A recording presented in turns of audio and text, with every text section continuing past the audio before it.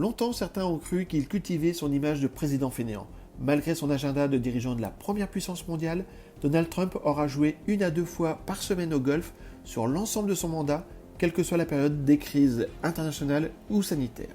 Le Washington Post en a même fait un sujet d'enquête montrant que Trump avait passé 138% de temps de plus qu'Obama sur des greens de golf. Au-delà de la dimension provocatrice qui accompagne systématiquement les faits, les gestes et les paroles de Donald Trump, il est intéressant de comprendre qu'aux États-Unis, le golf n'est pas qu'un sport ou un loisir, c'est un espace de discussion et de business. Il existe d'ailleurs une longue tradition golfique chez les présidents américains. Eisenhower allait jusqu'à y jouer sur la pelouse de la Maison-Blanche. Voilà une tradition que Trump aura su respecter à l'excès. Au total, ces voyages golfiques auraient coûté 142 millions de dollars aux contribuables américains. Comme ce sont les propriétés Trump qui en sont les principales bénéficiaires, on comprend que certains s'interrogent sur le comportement du 45e président américain.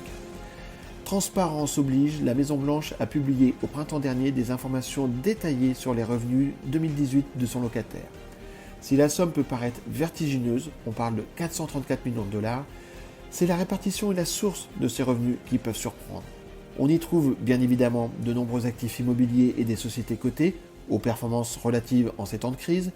En revanche, les 2 Trump International Hotels à Las Vegas et à Washington DC ont rapporté 69,4 millions de dollars. Et surprise, ce sont les terrains de golf qui représentent la principale source de revenus des Trump, pour 247 millions de dollars. À ce niveau-là, on ne parle plus de hobby, mais de business sans éthique ni étiquette.